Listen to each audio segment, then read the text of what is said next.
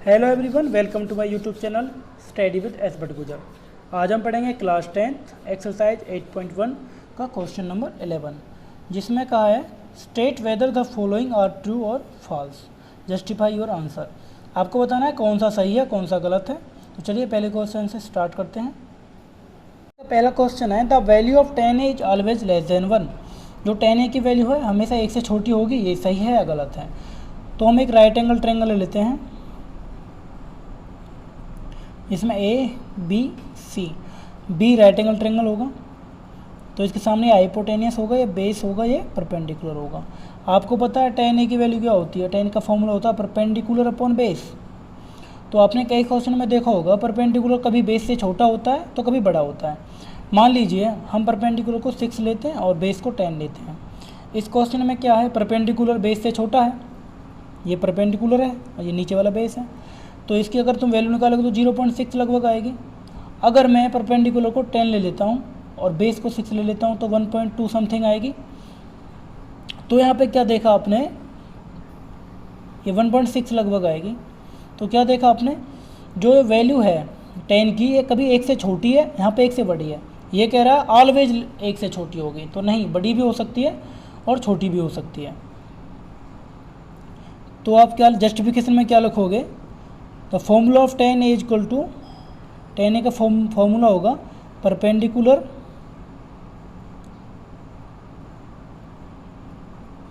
Upon base if, अगर perpendicular base से छोटा होगा, यहाँ परपेंडिकुलर है बेस से छोटा है, देन क्या होगा, tan a की जो वैल्यू है वो 1 से छोटी होगी। यहाँ पे परपेंडिकुलर बेस से छोटा था तो tan a की वैल्यू 1 से छोटी आई। और अगर परपेंडिकुलर बेस से बड़ा होगा, जैसे यहाँ पे परपेंडिकुलर 10 है और बेस 6 है, ये बड़ा है, तो क्या होगा, tan a की वैल्यू है जो वो 1 से बड़ी आएगी। तो इसका जस्टिफिकेशन हो जाएगा। और ये कह रहा है ऑलवेज 1 से छोटा होगा, नहीं, 1 से बड़ा भी हो सकता है, 1 से छोटा भी हो सकता है। तो पहला क्वेश्चन आपका फॉल्स होगा। इसका नेक्स्ट क्वेश्चन है sec a equal to 12/5 for some value of angle a। जो sec a की वैल्यू है 12/5 हो सकती है। तो देखते हैं, ये एक राइट एंगल ट्रायंगल है तो sec a का फॉर्मूला होता है हाइपोटेनियस अपॉन बेस। ये हाइपोटेनियस होगा, ये बेस होगा। आपको पता है जो हाइपोटेनियस है वो लॉन्गेस्ट साइड होती है ट्रायंगल की, सबसे बड़ी साइड होती है। तो ये तो पहले ही पता लग रहा है, इसमें ये बेस से बड़ी हो सकती है। तो ये 12/5, हाँ बिल्कुल, किसी भी कोई भी एंगल होगा जिसमें बेस 5 होगा और हाइपोटेनियस 12 होगा तो sec a की वैल्यू 12/5 हो सकती है। तो ये बिल्कुल आपका ट्रू होगा।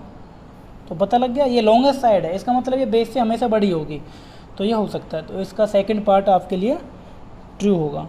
तो देखते हैं थर्ड पार्ट। इसका थर्ड क्वेश्चन कहता है cos a is the abbreviation used for quotient of angle a।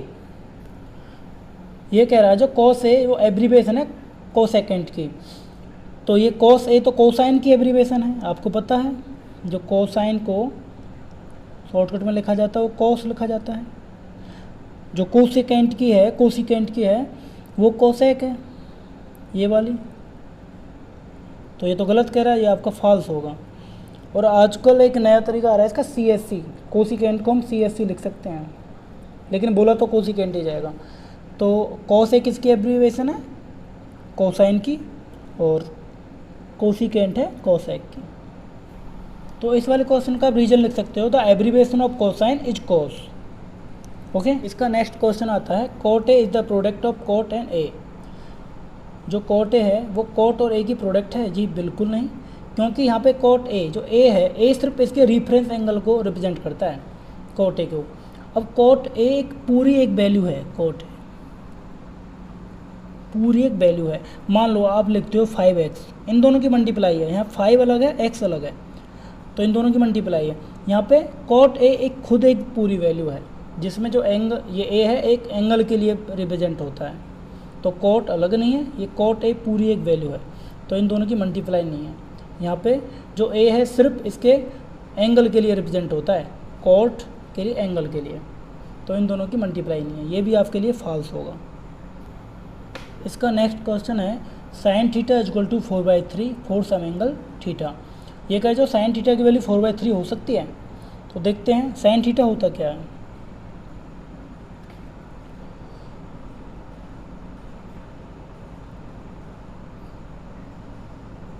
ये होता है perpendicular upon hypotenuse, perpendicular upon hypotenuse. यहाँ पे परपेंडिकुलर दे रखा है 4, हाइपोटेनियस दे रखा है 3। ऐसा बिल्कुल नहीं हो सकता क्योंकि हाइपोटेनियस जो सबसे बड़ी साइड है इसकी एंगल की, ट्रायंगल के अंदर जो हाइपोटेनियस होता है वो लॉन्गेस्ट साइड होता है, लेकिन यहाँ पे तो परपेंडिकुलर 4 दे रखा है, हाइपोटेनियस 3 दे रखा है।